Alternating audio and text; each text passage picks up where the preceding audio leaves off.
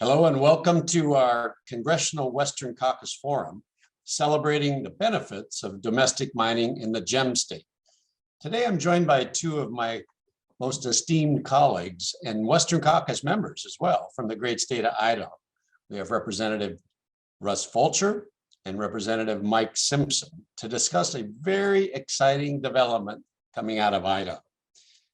The Congressional Western Caucus works to support safe, responsible energy development, and a huge part of that hinges on having a stable and reliable supply of the minerals that we need, including those critical minerals.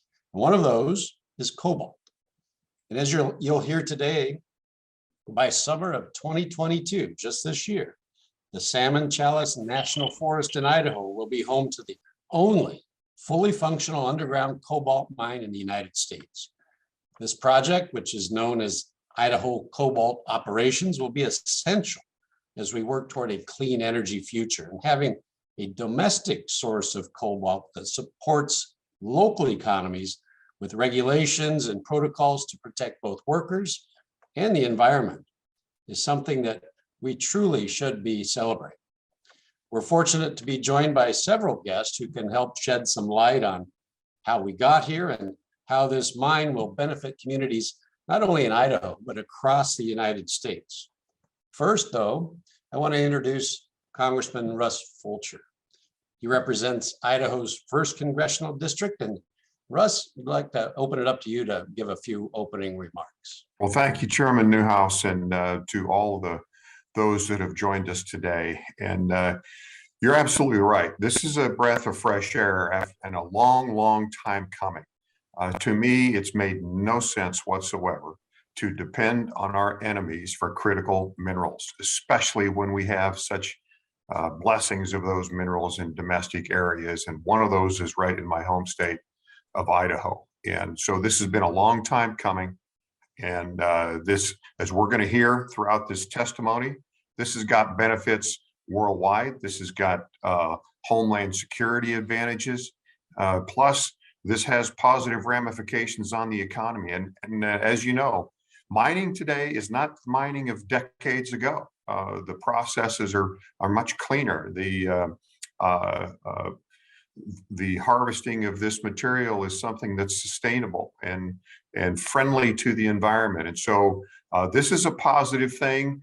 Unfortunately, it's all too rare that this happens, but we're fortunate and blessed to have this taking place in the United States, in my home state of Idaho. And so, Mr. Chairman, I yield back and thank you for the opportunity to open. Thanks a lot, Russ, and thanks again for joining us today. Now we'll go to Mr. Mike Simpson, who is a long-serving, esteemed representative for Idaho's 2nd Congressional District. And I'd like to say, too, Mike is the ranking member of the House Appropriations Subcommittee for Energy and Water. And that's a panel that I have the privilege of serving on along with Mr. Simpson. Mike, would you like to give us a few opening remarks? Sure, Dan, I appreciate it. And first, I want to thank the Western Caucus for hosting this forum to celebrate the benefits of domestic mining in Idaho. This is an important conversation. I think my colleagues and our panelists, I thank them for taking the time today to participate. Idaho was recently ranked the most mining-friendly jurisdiction in the world.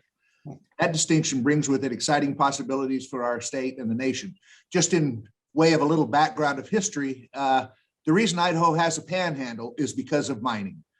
And in fact, when Idaho and Washington and Oregon and Montana were all part of the same territory, and Washington wanted to apply for statehood, the population center was actually in the panhandle of Idaho, in the mining district, where all the miners worked and everything in the Silver Valley and so forth. So they came over and they were afraid that that mining would, the number of population would move the capital over toward Idaho, and they didn't want that. So they cut off the northern panhandle of Idaho. And then when Montana became a state, they were going to go on the Continental Divide and create the other side. But apparently the government surveyor was drunk and got on the wrong mountains. And so the Continental Divide is actually over in Montana. But that's why Idaho has a panhandle. And mining, as I said, Idaho has a long history of mining. The Silver Valley in North Idaho has produced more silver than any other area in the world. And today, the cobalt deposits throughout Idaho are obviously very important. For Idahoans, responsible mining projects mean economic investment in local economies, including good-paying jobs. As a nation, we work to responsibly utilize Idaho's invaluable resources. We can loosen the grip on foreign nations currently have on the global critical mineral supply chain. The Biden administration has identified critical minerals as a key component of our supply chain vulnerabilities. However, some of the restrictions in place and the permitting processes have made it almost impossible to access our domestic supply of critical minerals. As a nation, we have grown far too dependent on foreign nationals to supply our critical minerals that we need for the development of emerging clean technologies and energy technologies and for our national defense.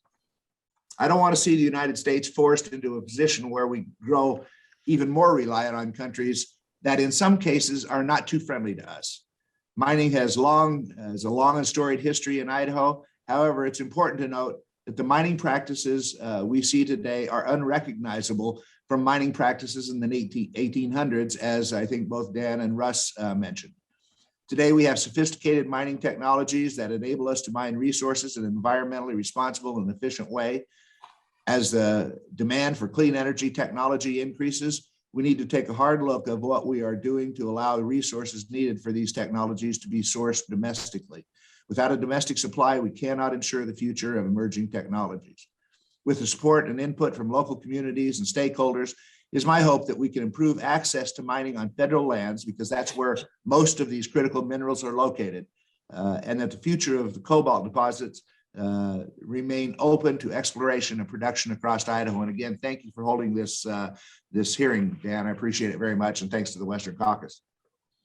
Well, thanks a lot, Mike, and appreciate your insight and your comments and your interesting history lesson too. It's always fun to learn facts about our neighboring states. So now I've got the pleasure of introducing our first guest, Mr. Matt Lengerich, who is the Executive General Manager of Jervois Mining. That's the company managing the Idaho Cobalt Operations project. Matt previously served as General Manager of Digital Transformation at the Rio Tinto mine based out of Salt Lake City, where he was a key leader of Rio Tinto's efforts to advance its capacity in artificial intelligence, data analytics, and mine productivity across its global operating sites. So I'd like to welcome you, Matt. Thank you very much for being with us, and open up the floor to you. Thank you. Thank you, Chairman Newhouse, Representative Fulcher, Representative Simpson, and guests. It's my pleasure to be able to speak to you today. Thank you for this invitation to present on Jervois Global and our Idaho Cobalt Operations project. Today, I'm speaking to you from Idaho Cobalt Operations, about 8,000 feet in the Salmon-Challis National Forest. The sunrise behind me was just a few minutes ago, overlooking what will be our concentrator building in just a few short months. At Jervois, we are committed to building a sustainable supply chain for battery minerals. As noted by electric vehicle makers and national media, a limiting factor in the energy transition is the ability to mine, refine, and secure access to key metals and minerals used in battery manufacture. Jervois is committed to developing ore bodies and assets that provide these metals and minerals in a way that maximizes their economic and social benefits while limiting the environmental impact through best practice approaches. The U.S. currently relies heavily on foreign sources of cobalt for a multitude of industrial applications, including in defense and energy storage. Approximately 75% of cobalt originates in the Democratic Republic of the Congo. China controls much of that production, as well as approximately 80% of global cobalt refining capacity. This places the U.S. in an extremely vulnerable position, particularly considering that demand is rapidly escalating globally and within the U.S. With recent announcements from a number of automotive companies such as GM, Ford, and Toyota to invest massively in EV production in the U.S., alongside plans to construct multiple EV battery plants in the country. Securing a stable supply of cobalt is more crucial to the US security and future prosperity than ever. Jervois Idaho Cobalt Operations is a low-impact underground mine currently under construction in the Salmon-Challis National Forest. When operational in the second half of 2022, it will be the first primary cobalt production in the United States since the early 1980s. Through the design, operation, and ultimately closure of that mining operation, Jervois is committed to creating an example of what modern mining operations are capable of. Once in production, producing approximately 2,000 tons per annum of cobalt in concentrate, ICO will meet approximately 15% of current US cobalt demand based on 2019 consumption, and may be able to meet as much as 30% of US demand with a permitted expansion. Supporting this mission is the economic and regulatory framework in which we operate. The development of mining operations and refineries is dependent on limiting the uncertainty in regulatory and environmental environments and economic impacts, as the payback on investment is typically measured in years, if not decades. There has been significant collaborative effort to bring this project to this point of operation. In particular, with the help of Director Keeley on this call, Jervois has secured a tax reimbursement incentive in Idaho connected to our level of employment. The collaboration between Idaho and Idaho Cobalt Operations has extended well beyond this, with active support for securing the numerous permits required for operations and a positive working relationship with the US Forest Service in developing and monitoring our best practice approach to environmental management. Jervois supports the regulatory process review in the recently passed infrastructure bill, as decreasing complexity and increasing certainty in timeframes during the regulatory process will improve the timeliness for executing critical minerals projects. With the US stockpile of inventory of critical minerals at historic lows, a review of regulatory process can be supported with dedicated financial instruments that support well-designed projects from exploration through operations and closure. With automotive manufacturers announcing commitments nearing $150 billion in the EV transition and current orders for the F-150 Lightning exceeding 10 times their 2022 production capacity, the growth in demand for cobalt is extraordinary before we consider the critical needs for defense, aerospace, energy transition, and electronics industries. At Jervois, we are excited to be a core part of the market response to provide the domestic supply of critical metals and minerals that will underpin the energy transition in the US. The collaboration between our company, regulators, and numerous stakeholders is allowing us to build a project that will benefit the local communities, the state of Idaho, and the United States of America. Most important, we are conscious of our responsibility to the industry in demonstrating how modern mining practices can deliver these critical resources while protecting the pristine surrounding environment in which we operate. Thank you so much for your time. Thank you very much, Matt, and thanks for helping us understand this exciting project happening in Idaho, along with a beautiful Idaho sunrise. Thank you very much for that. So Russ, Congressman Fulcher, could you please introduce our next witness, Commissioner Brandt? Happy to do it. And Mr. Brandt and I had the privilege of serving together in the Idaho State Senate. And so he has all kinds of inside information on me, so I have to be nice to him. And I've got some inside information on him, so he has to be nice to me. But, Mr. Brandt is a longtime public servant, native Idahoan, and prior to his service as Idaho County Commissioner, where he serves right now, he served as the mayor of Caucus, Idaho, and of course, as a member of the Idaho State Senate. In March of 2020, Mr. Brandt was appointed to the Western Interstate Region Board and has served as the county commissioner in Idaho County since 2007. So Skip, we're glad that you're here, glad that you're doing what you're doing, and the floor is yours, my friend. Well, thank you, Congressman, and glad to see your hair's growing back. Appreciate those words. And Chairman Newhouse, I really appreciate what the caucus does in bringing rural issues to light. And yeah, it's very much appreciated.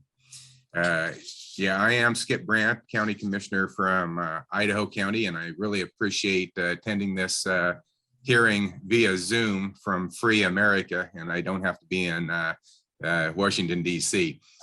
It's a real different change for testifying. Idaho County is a little county in Idaho that contains 5.5 million acres. 4.5 million acres are federally managed or non-managed. Of those 4.5 million acres, 2.2 are locked up in wilderness that I classify as land of no use. And I note that because it is important as we move into the future to manage land, to protect it. If habitat is burned up because of a wildfire, that's no different than being destroyed because of a logging operation. However, a logging operation can have a softer hand on it. The cobalt mine that we're discussing today is not located, of course, in Idaho County. It's in Lemhi County, which literally it's a bordering county to Idaho County. And it's literally 105 miles from where I sit as the crow flies. However, because of the geography of the great state of Idaho, it'd take me 7 to 8 hours to get to the mine, even though it is just 100 miles away. So with that, I just like to highlight a couple scenarios from my location right now, my house in the beautiful city, huge city of Keeley, Idaho. If I look out my window to the right, I overlook the confluence of the South Fork merging with the Middle Fork, the Clearwater River. If I look out my backyard and the hillside of my property where I have timberland, it is beautiful. This is where I grew up. This is where I was born and raised. This is where I work, I live, and I play. I'm not imagining some other place that I just want to have preserved that I might visit sometime. This is my backyard. And this whole hearing is very timely, because I just note what I got for Christmas. My Christmas present this year is a couple of batteries. And I hate to show, I'm glad my friends aren't watching this, but an electric chainsaw.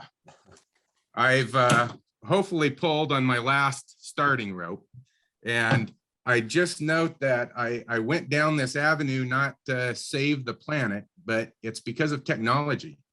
This chainsaw with that single battery will outlast me out clearing brush and doing fire mitigation work. Yeah, I'm not a sawyer. I'm not dropping down big trees. That'd be a whole different thing. But for around the house activities, but along with this chainsaw, I got a weed blower. I got a snow blower, thank God this year, because I've needed it, and a weed eater that all take the same battery. And it's just amazing how long those batteries last. And so, you know, when we talk about natural resources, it's important that we manage our lands, we protect our lands, but we also have to look to the future. And we have to recognize that as we move forward with our society, we need to use the natural resources that we were blessed with. And thank you for your time. Great, great. Well, thank you, Commissioner. It looks to me like you're going to be busy the summer and spring cleaning up around your place. So good for you. Never ending. So Commissioner, well, thank you very much for your remarks. Congressman Simpson, can I ask you to please introduce our next witness, Director Stringham? Will do. Thanks, Dan. I was going to say, he shows that chainsaw, and I've tempted to buy my wife a snowblower for Christmas, but I don't know how she'd be able to use it. So anyway, it's my pleasure to introduce Tammy Stringham. Tammy is the executive director for the Lemhi County Economic Development Association and has worked closely with businesses and organizations in the community since 2010. She's married with 2 grown children and her husband, and own a local fly shop in Salmon. And let me just say, in introducing her, it's interesting to listen to these people, because when we talk about mining, we're always talking about the environment and how do we protect the environment and so forth. And when you say mining, to some people, their mind goes back to the pictures of the 1800s where you took a fire hose and blew away the side of a mountain and washed down the gold and that kind of stuff. That's not mining anymore. I can tell you that the people that you are listening to today, from Idaho to the mine director to other people, nobody cares about the environment in Idaho more than they do. It's where they live, it's where they play, it's where they make a living, and it's where they want to stay, and that's why they're in Idaho. So when you talk about the environment, these are the people you need to listen to. So thank you, Tammy, for being here. You're muted, Tim. There you go. Thank you. Thank you, Chairman Newhouse, Congressman Fulcher, and Congressman Simpson for the opportunity to participate in this important celebration. Lemhi County is a really isolated county with 93% public land. With the decline in extractive opportunities, it's been really challenging to create and maintain prosperity in this area. As you know, Lemhi County has a long and rich mining history, and that's been a major economic force in the progress and growth of this valley. At this time, Lemhi County has a number of mining projects that are either in the reclamation process or in the exploration process, and that's for a variety of materials ranging from gold, cobalt, and rare earth metals. We're eager to see Jervois take the Idaho Cobalt project operational. As an economic developer, I'm very excited to see the positive impacts on our businesses and community and to see the new job growth. And we're already seeing these impacts. We are working with Matt and his staff to develop plans for the social and economic impacts to the community for both short-term and long-term, so that at the end of the life cycle of this project, there's a continuing legacy of prosperity. And that's all I have. And thank you for the opportunity to speak. Well, great. Thank you very much, Tammy. Appreciate you being here with us. And last, but certainly not least, I'd like to introduce Mr. Tom Keeley. Tom is the director of the Idaho Department of Commerce. Director Keeley is in charge with leading the economic development efforts in Idaho.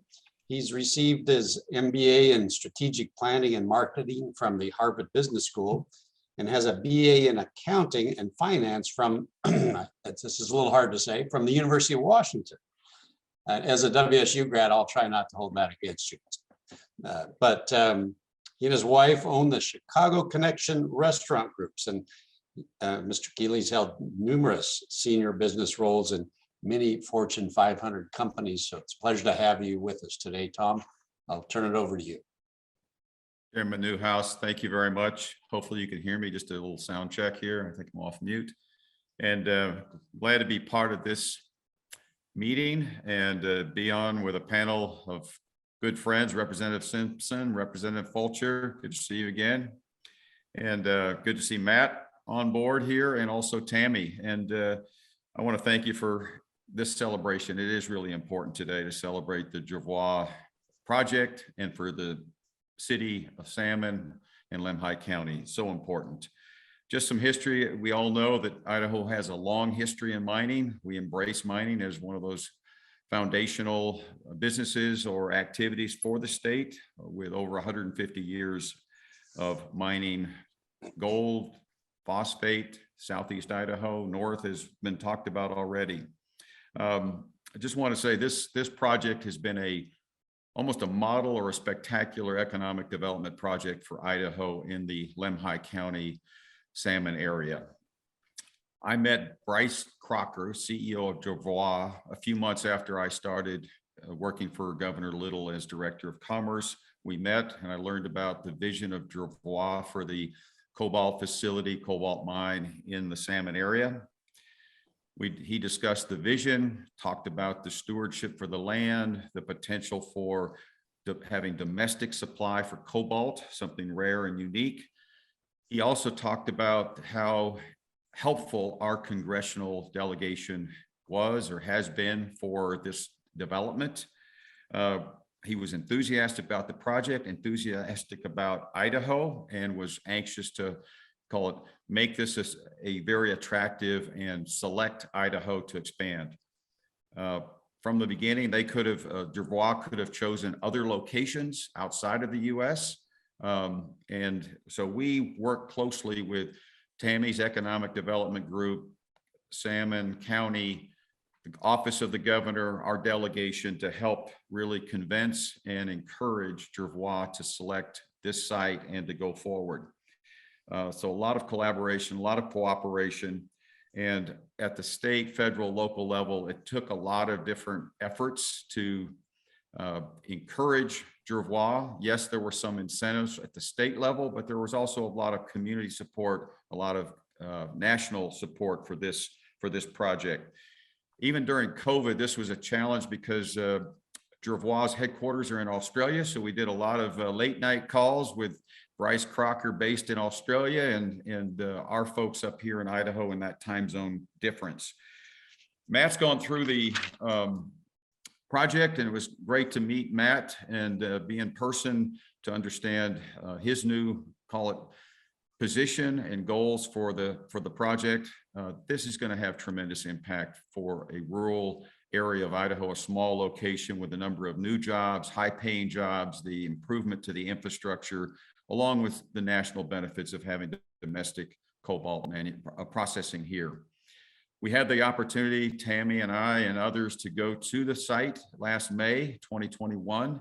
It's a beautiful area. It's going to be well protected, way out of town, but I'll tell you, if you get a chance to visit this site, I know that Matt has the backdrop of the sunrise there. It is a gorgeous location on the top of that mountain. We also worked closely with helping with manufacturing camps to provide housing. You know, there is a housing shortage that's been going on. We work closely with U.S. Forest Service to help get the permitting or the access to open the mine or start the process going. Tammy's worked hard locally in the community, and Jervois has been very supportive of local activities as well as statewide and national activities. They've raised their capital. They look like they're well financed. That was one of the critical elements to make the decision. We, of course, pushed really hard and eventually got the approval for them to select Idaho to make this project happen. So we're pleased at this point with this new Idaho business, this location, this economic impact that's going to be very positive. So our state, our governor, Department of Commerce, we really celebrate this expansion, and we're going to continue working closely with Jervois and the community to make certain it's a great partnership across the board, and we have a long horizon to work together for the success of this project and for the community. Great, Director Keeley. Thank you very much for your comments, and I'd like to thank everybody for your presentations this morning. It really helps us understand truly the exciting things that are happening in Idaho. I'd like to open up for a round of questions. So first start with Congressman Fulcher. Russ, anything you'd like to ask of our guests? The floor is yours. I do. Thank you, Mr. Chairman. And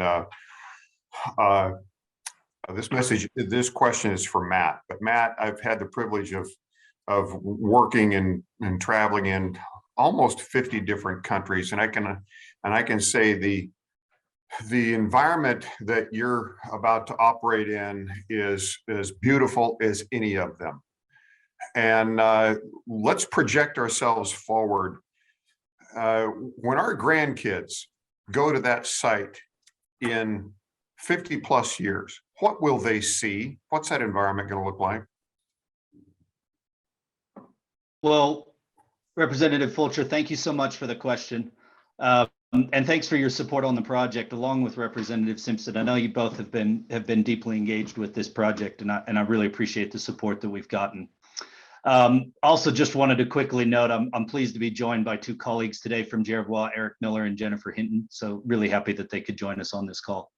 To directly answer your question, assuming that there's no permitted expansion, Representative Fulcher, and we didn't expand the mine, I think it's reasonable to expect that in 30 years, people attending the site will be looking for elk, deer, mountain lions.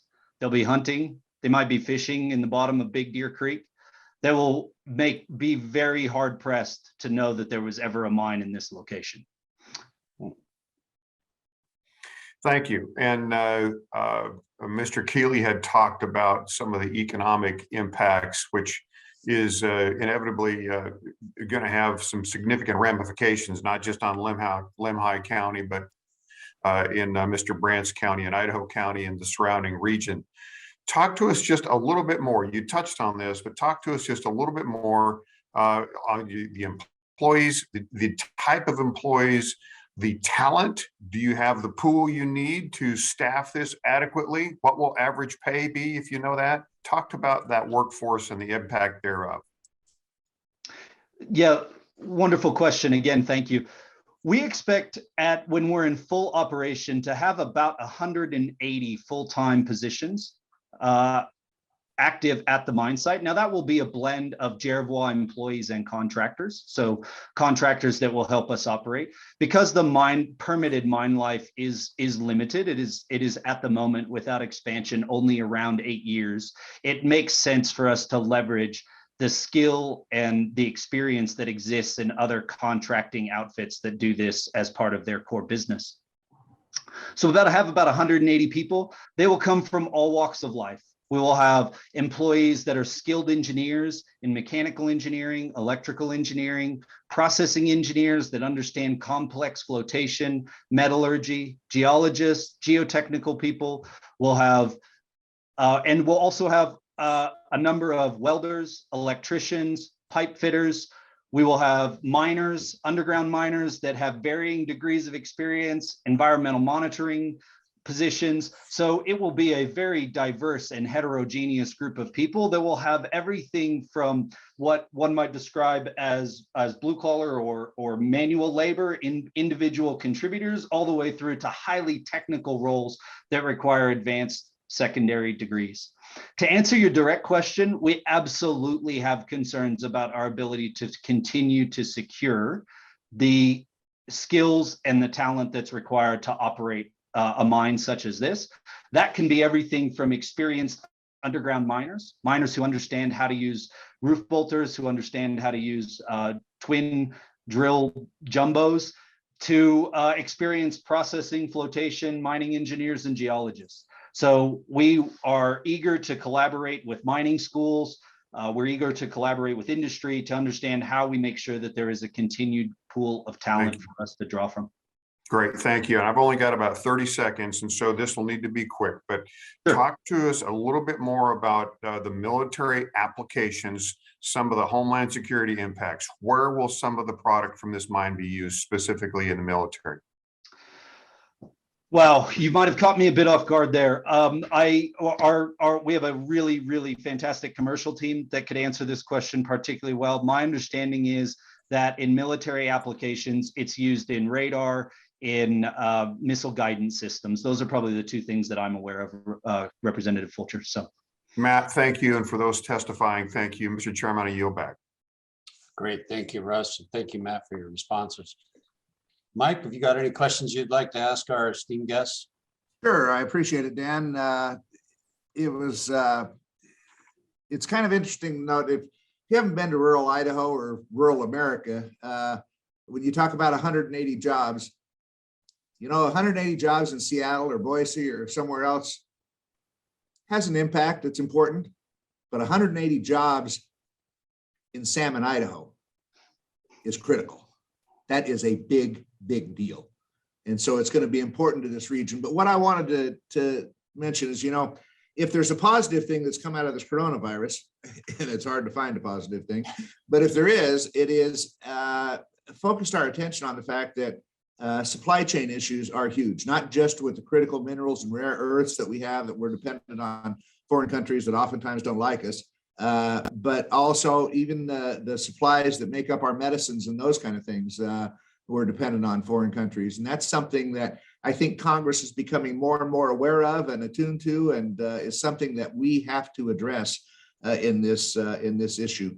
But the challenge of opening a mine, as I said during my opening statement, most of the rare earths and minerals, critical minerals that we depend on, we have in the United States, but they're mostly on public lands, and having access to those is very, very difficult. As an example, with this, you have multiple jurisdictions you're dealing with, whether it's the local community and county, whether it's the federal government, whether it's the state government. You have multiple jurisdictions, and permitting gets oftentimes very confusing and very difficult to do. And if you're going to open a mine, it's going to take a long time to do it. So Matt, what's the challenge that you face in trying to get financing for this project on the market, or any other mining project that you might do, trying to get financing for it when investors look at it and say, well, you know, the return on this investment might be 10 or 15 or 20 years down the road before we actually open a mine and start producing anything. What's the challenge you face in that regard? Representative Simpson, again, thanks for your support and thanks for your question. I think the challenge that I'd like to speak to today is that it's really about uncertainty. The challenge in getting any financing with a mining project is mining is all about uncertainty. We don't have certainty about what's in the ground. Keep in mind that if what we know about the ore body, if the ore body was this office that I'm sitting in, what we know about the ore body comes from something that's about the width of a pencil lead. That's what we know about the entirety of what's in the room that I'm sitting in. So mining is all about uncertainty. And what creates challenges in financing is uncertainty. And what can be particularly challenging is that within our permitting process in the United States, there's very little certainty over timeframes. We don't know how long something's going to take. And if we simply had a permitting environment where there was timeframes that were allocated for responses and for permitting activities, that would provide a level of certainty that we don't currently enjoy today.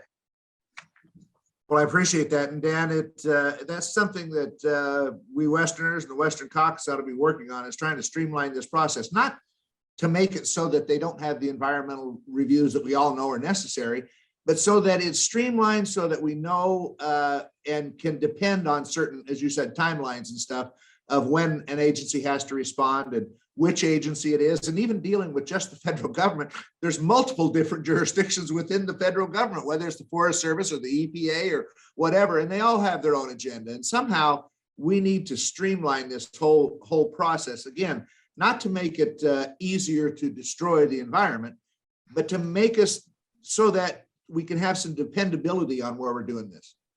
So anyway, thank you all for being here. I appreciate your input on this and look forward to working with you as you move forward on this project and other mining projects that are in Idaho. We could go through multiple ones that are in the process of trying to get permitted and that kind of stuff. So thank you all for being here today. Great, thank you, Mike. Yeah, important stuff. So I'll take my opportunity to ask a question. And I may direct mine to Director Keeley as well as Tammy and Skip as well.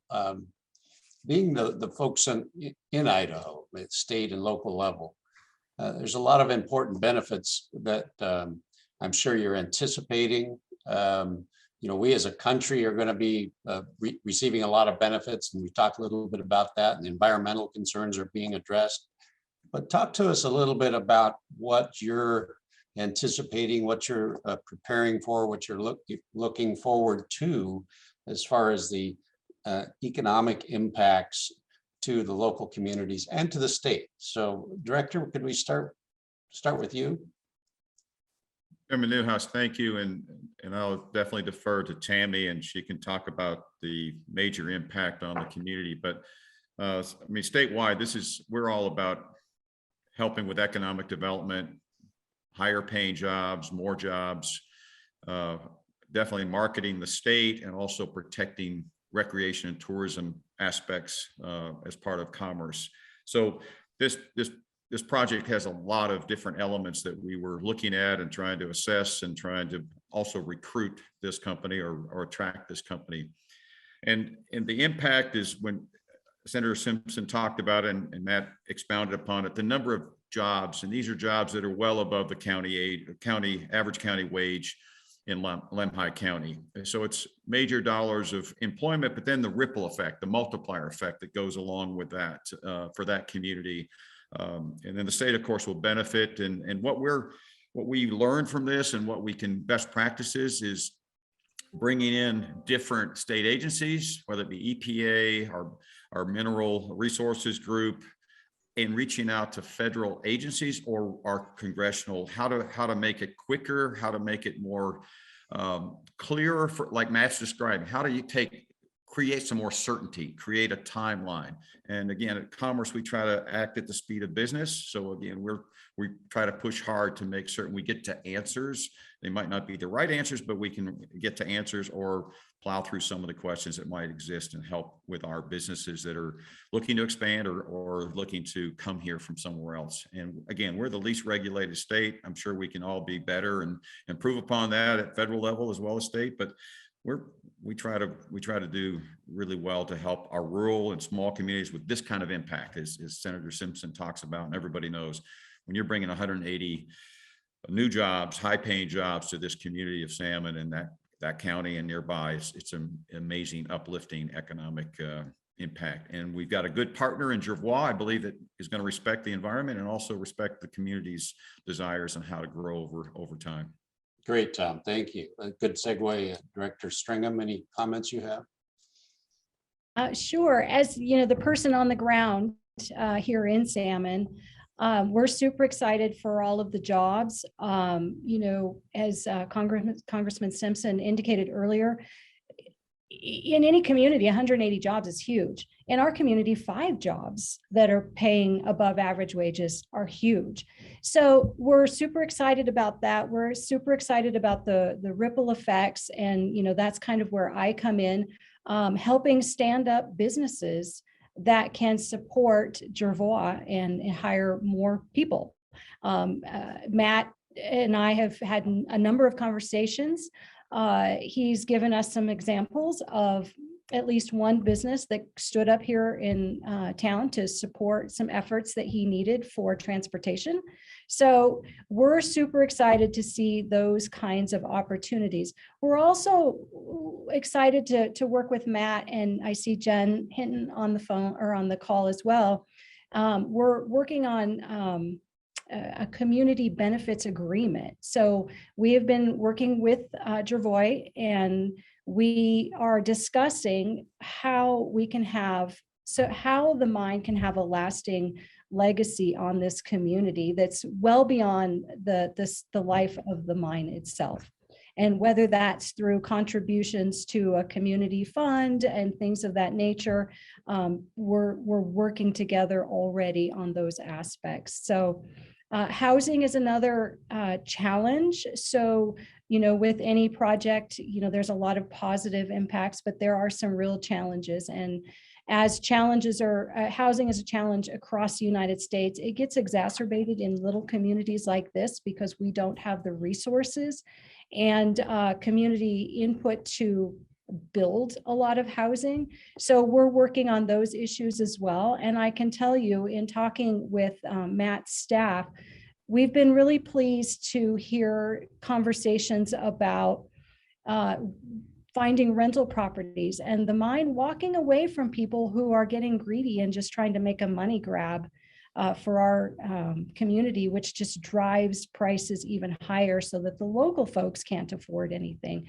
So we are just, I can't tell you how happy we are to have the support and input from Jervois and just working really closely with them. This is going to have a huge impact on our community. And I believe it's going to have a lasting impact on our community because we're much smarter now about this whole mine life cycle and all of the ups and downs and the roller coaster that a lot of these communities have had through the mining ups and downs. So we're trying to smooth that out and have a lasting legacy. That's awesome, Director. Thank you very much for that. Commissioner Brandt, any thoughts you might have as a neighboring county and the impacts that you're looking forward to?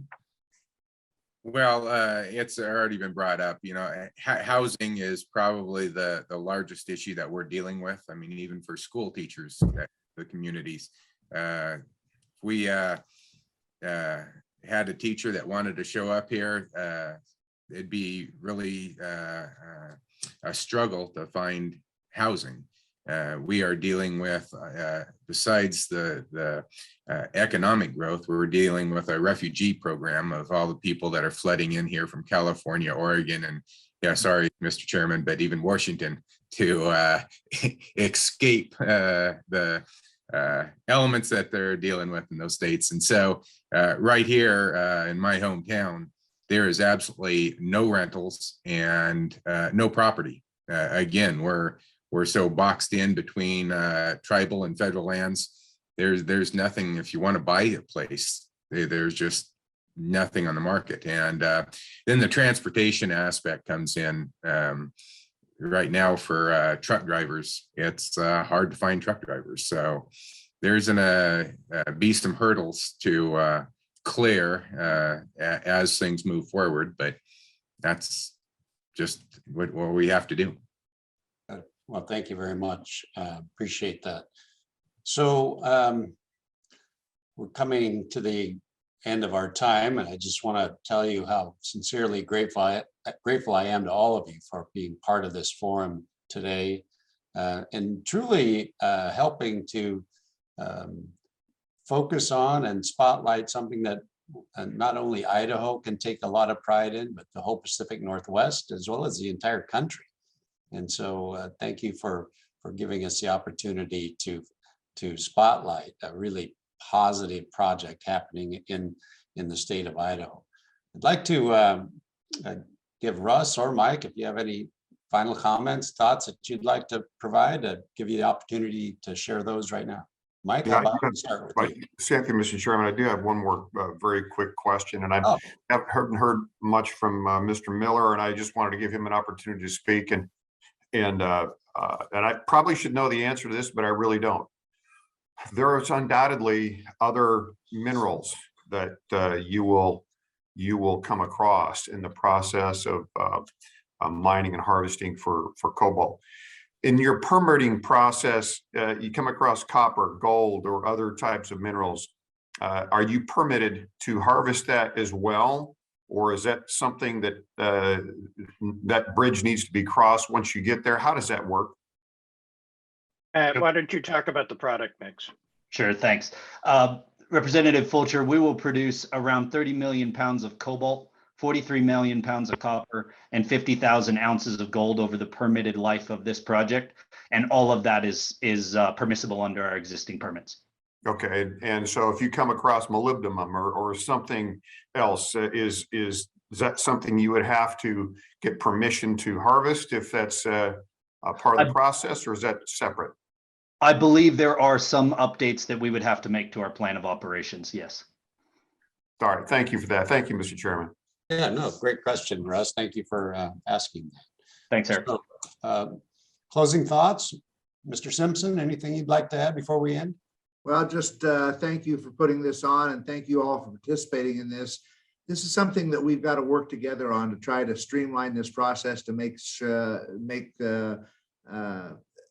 it more reasonable and more definite of when timelines are and how we can get at these critical minerals, because this is going to be important for our country and actually for the world. And as I said, on our public lands, we've got most of the critical minerals and rare earths that we need. It's a matter of getting at them and getting at them safely and getting at them environmentally soundly, and we can do that.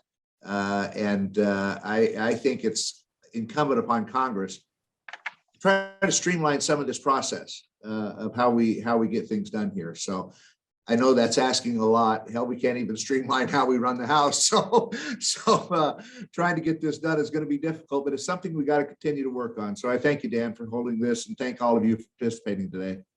Great. Thanks, Mike. Mr. Fulcher, any thoughts before we close? No, thank you for hosting, Mr. Chairman. We appreciate your work with the Western Caucus, and we need you. We need this caucus. We need the interaction and support for our private industry, and for you all involved with private industry and local government there. Thank you for your patience. We know it takes a long time, a lot of energy, blood, sweat, and tears to make these types of things happen, and investment. And I don't know why we have to make it so difficult to progress sometimes, but that's the way that is. And until we get that improved, we just need persistent people. So Tom, thanks for being on board. Good to see you again. Skip, as always, good to see you. Tammy, nice to meet you virtually. We look forward to meeting you in person. Mr. Chairman, I turn it back to you. Thank you. Thanks, Russ. Well, let me add my voice of thanks to everybody as well. And I think if we learned anything today, it's that we need more projects like this one.